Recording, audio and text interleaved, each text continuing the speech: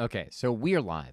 Hi, guys. Donnie Rouse here, and you are listening to the podcast One Life Breaking Walls.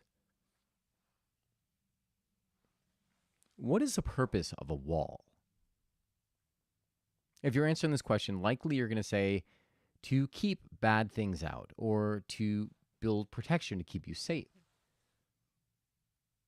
Let me ask you a different question. What is the cost of a wall? And I'm not talking about the monetary cost, I'm talking about the psychological cost. What walls have you created in your own life? What are they protecting you from? What pain? What threat? And what if that threat was removed? What changes would you make to your life?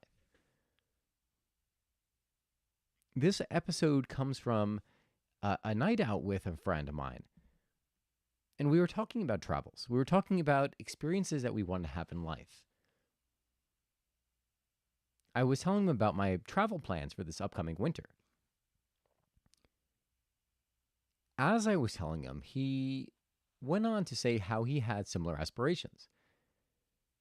But then went on to say how it was, it was too expensive, he didn't have the money, and went into this like several different tangents as to why he couldn't do travel more frequently.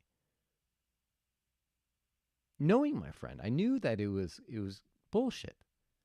I was gonna, I called him out on it. I said, well, you know what? First of all, it doesn't cost that much, right?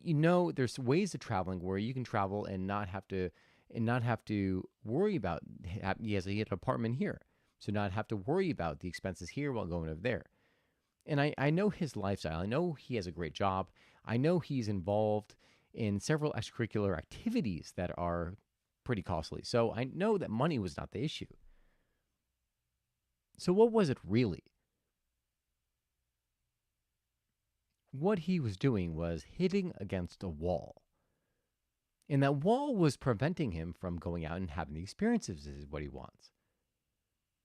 So what do you think that wall was? Likely it is usually the safety of going out and experiencing something, the unknown. He's afraid of stepping out into the world because once you're out there, who knows what can happen? And I promise you, it's not as scary as you think. I've said it often. There's never been a trip that I've been on where I haven't thought about it, where I haven't been afraid or wasn't hesitant to book. Every trip I've done has always been that way. Well, with the exception of maybe Italy. But there's always that fear. But what's on the other side of that fear, what's waiting for you, is far more valuable than anything you could ever imagine. But all it takes is that first step. All it takes is that first action. Once you've committed and you're locked in, then all of a sudden, the only way you can go is forward. All decisions have to move forward in the direction of the choice you made. As I was telling him this, I think he got the picture. But where are you building walls in your life? To give you another example, this has more to do with belief systems, but it's still the same, right? Because the fears are the same. Like went to one of my first football games. I had gone to Falcons a long, long time ago. Don't even count that one. But I went to see the Bills and Buffalo Bills. Bills and Jets. At the game, my brother was asking me several days in advance. He's like, listen, you want to go to the game? I was like, no, I do not want to go to the game. I don't like football. He asked me again. I was like, if you don't have anybody, then I'll go. And I really wanted to go just because he spent a lot of money on the tickets. And I was like, I don't want him to waste the money. So, if no one could go, then I'll go. Sunday comes and I'm going. But while we were there, I was going over in my mind like what those quote unquote walls were. I had stereotypes, I had belief systems around football games and about the fans. I've heard, if you're a Jets fan out there, I've heard that Jets fans were some of the worst there were. I did not experience that. Let me finish the story before you get upset. So I've heard that Jets fans were kind of hostile, And I had this hope, my image in my mind going to a football game was just everyone being drunk and sloppy at the game. That was what the vision that was going around in my mind. When I got there, it was actually something very, very different. People were very cordial. We were sitting near two Jets fans. They were very accommodating and nice to my nephew who was sitting to the left of me. And I ended up having a conversation. And the idea was like, wow, I was so wrong on all of the things that I had going on in my head. How could I be so wrong? I was asking myself, like, man, I was the dick, right? Like I had these things, I had these stereotypes going in my head, and none of them were true. A wall. It prevented me from going to a football game. Like I enjoyed it. Would I go to another one? Probably. Yeah, I probably would with my siblings because then it would be like a bonding experience, and I did enjoy it.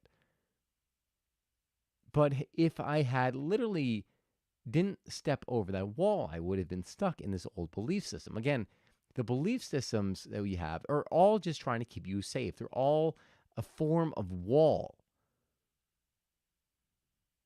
So how do you break beyond this wall? Like how do you get beyond it, right? And it starts with maybe saying, well, is what is beyond that wall?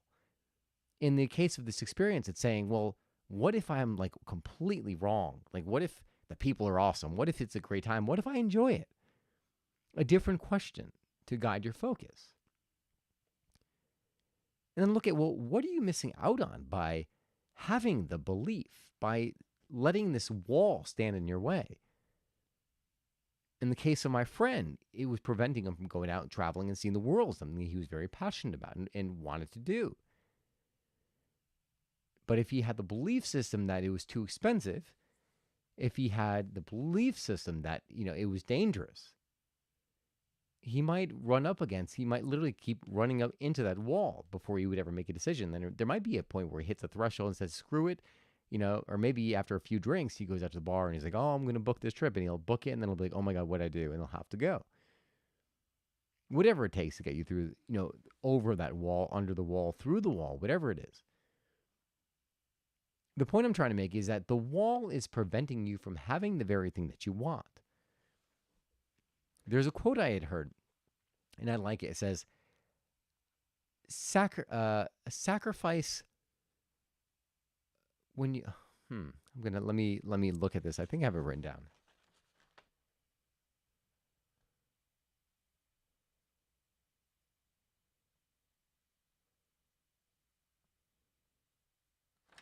I do not, I do not have it written down.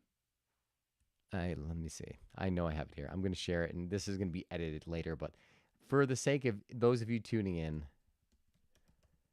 it is a really, really good quote. It goes, someone who can't sacrifice anything can never change anything. So if you can't sacrifice, make a sacrifice. I think I'll make this actually the next podcast post. If you're not willing to sacrifice, say, your discomfort, then you're not able to make that change. So let's just rewind back. Let's go to the beginning. What are your walls? Where are your walls? Where are you hitting up? And you'll know you're hitting against those walls because you'll have very opinionated positions on certain things, like, oh, this is too much or this is too scary. But what is the real reason behind it?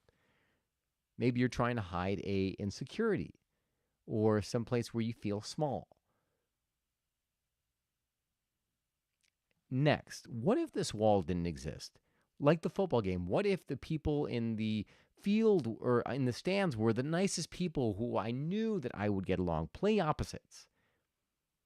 When you play the opposite and say, all right, well, what would I think about this then?